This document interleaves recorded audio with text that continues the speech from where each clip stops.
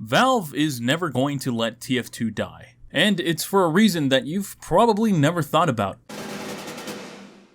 If you are part of the TF2 community, then you are more than well aware that Valve has kept TF2 on life support for almost the past 5 years. It's not a big secret, everybody knows this. Almost all the content that we receive from Valve has been community created, and any of the support that has been given from Valve is usually from a small team that works on the game on their free time to pretty much fix bugs and other issues, while giving us some updates with maps and cosmetics. Excluding the support of VScript to TF2, the last major and significant update has been with Jungle Inferno in 2017. It's almost safe to say that without any major updates for over 6 years now, TF2 has been on life support and Valve has been doing as much as they can, even if it is minimally, to keep the game alive. Now, the big question that might be going through your head is, why? Why is Valve keeping the game alive for almost no reason? Why do they keep peddling these really minimalistic cosmetic updates, as well as these map packs that are entirely created by the community?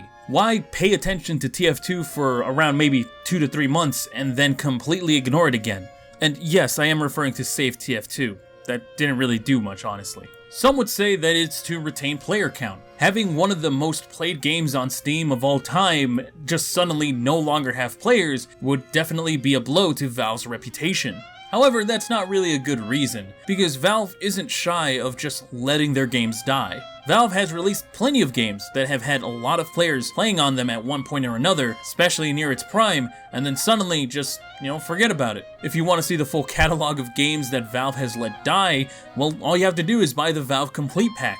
While it is an amazing deal being able to get just so many games of Valve's catalog, all for one great price, you'll come to find that a lot of those games are nearly unplayable. Not because of server shutdowns or technical reasons, but rather because these just don't have any interest in them anymore. And Valve just honestly doesn't care anymore. For the most part, all of these games don't reach 1,000 players any day of the week. So retaining a player base really just isn't a reason for why Valve would just keep TF2 on life support. It has to be something else. And the first idea that might come to mind is microtransactions. By releasing new hats and new maps, it makes players want to spend money on TF2. And Valve makes a lot of money out of that. Maybe not as much as CSGO, Dota, or even Steam, but TF2 still is a very significant chunk of their revenue. People are always unboxing, and there's always new items flooding the market because Valve occasionally, either in the summer, Halloween, or winter updates, adds more hats, and that just adds a lot more revenue, not just to Valve, but also in the community market. These cosmetic updates almost act like stimuluses, stimulating the TF2 economy and keeping it alive and well, and that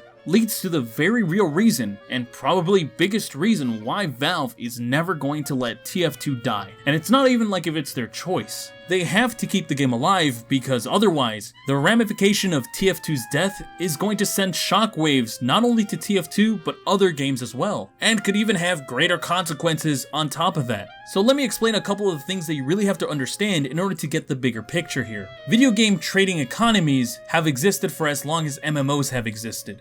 However, TF2's trading economy was Valve's first, and it was also largely successful, and continues to be one of the biggest gaming economies in all of history. And while CSGO and Dota have surpassed TF2 in this economy through either market value or even popularity, TF2 walked so that CSGO and Dota could run. It's important to note just how important TF2's economy is, as being the first and also longest running is very important to Valve. And they very much know this, because if there is one thing that can very much make or break an economy, it's confidence. Just like how many other economies rely on confidence to keep it strong, Valve's economies from TF2 to CSGO to Dota are absolutely no different. They need player confidence for them to stay strong. If there is no confidence in the economy, then the economy just fails. Demand goes down and people just don't trade anymore. Especially when given the fact of just how much value there is in CSGO, Dota, and TF2. And all that confidence is tied to a game's popularity. It's not necessarily a bubble because there is some appreciation to those items if the game is popular. If nobody played those games and there was no real reason to appreciate a rare item,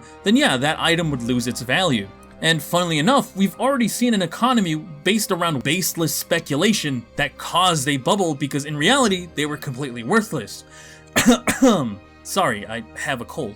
Man, this real world economy stuff is kind of messed up if you think about it. Okay, but what does that have to do with TF2? I mean, after all, if TF2 dies and the economy goes down with it, then it doesn't really matter. I mean, yeah, sure, their items become worthless, but they should have known that from the start. After all, they're just trading virtual items that are based on a game's popularity. Nobody promised them riches because of a hat that they unboxed 10 years ago, or one that has a bunch of flashing lights revolving around it. And yes, that may be true, but that doesn't mean that Valve has any real consideration on how we feel. Rather, keeping TF2 alive is more about them than us. And what I mean is that yes, they do want us to continue playing their game so that way we can keep on contributing to this market, but only because it benefits them and it keeps them away from this very catastrophic end result, which may happen if TF2 dies. So now I want you to think about that idea of confidence that I was talking about earlier. If TF2 dies, what does that say? What does that mean in the grand scheme of things? And I'm not talking about this in terms of the TF2 trader or the TF2 player. Instead, I'm talking about every single game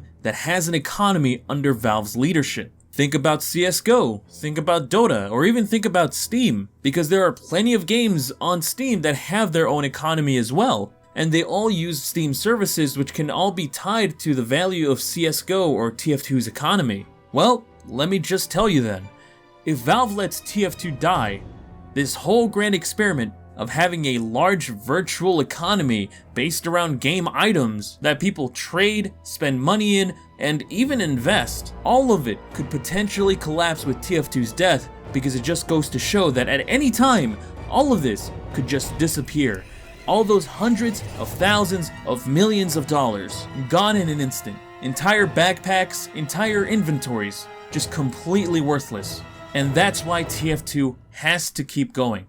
If you remember that meme about the coconut in TF2's game files that was apparently load bearing, because otherwise if you took it out it would crash? Well, TF2 is basically that. It is the foundation that this whole entire economy has been based upon. It's what entirely gives us the confidence to ensure that yeah, what we're spending our money on is going to continue being there. Because TF2 is Valve's oldest economy, the fact that they still keep it alive, giving us updates here and there, no matter how low quality, as long as people keep on continuing spending money on TF2, and continue playing TF2 to ensure that those items have value, then it reassures that all players, not just from TF2, but also CSGO and Dota, will continue to have an economy there in the long run. That the market that they're contributing to is still going to be there 12 years later. So as long as Valve keeps the TF2 market economy alive, then Counter-Strike's economy also has a future. If TF2's economy were to end at any point in the future, then I can almost guarantee that the very next day, we will have one of the biggest economy crashes of all time, as not only TF2 players, but also Counter-Strike players and Dota players will immediately just begin selling all their items and nobody will want to buy it. Because why would you? Why would you keep an item for a dead game?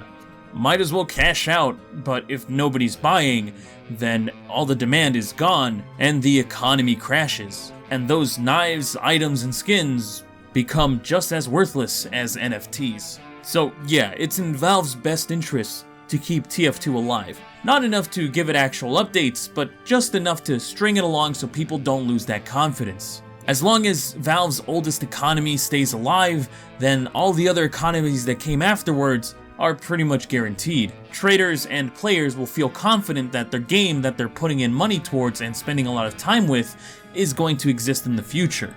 I mean, why do you think Valve decided to port over all those skins from CSGO to CS2? Even that little jump had some big consequences to it. But can you only imagine what would have happened if CSGO's economy would have just been dead in the water immediately after the release of CS2? We would be seeing some of the biggest panic on the internet. Thank you so much for watching, and now I want to hear from you. What's your opinion on this whole thing? Do you think it's actually pretty fascinating, or do you think it's pretty stupid? Make sure to leave your opinion down in the comment section below. If you found this video interesting, like it if you liked it, dislike it if you disliked it. If you'd like to see more content just like this in the future, make sure to subscribe. If you'd like to support this channel, I do have channel memberships enabled, or you can also just leave a super chat. Thank you so much to my supporters, and I will catch you guys later.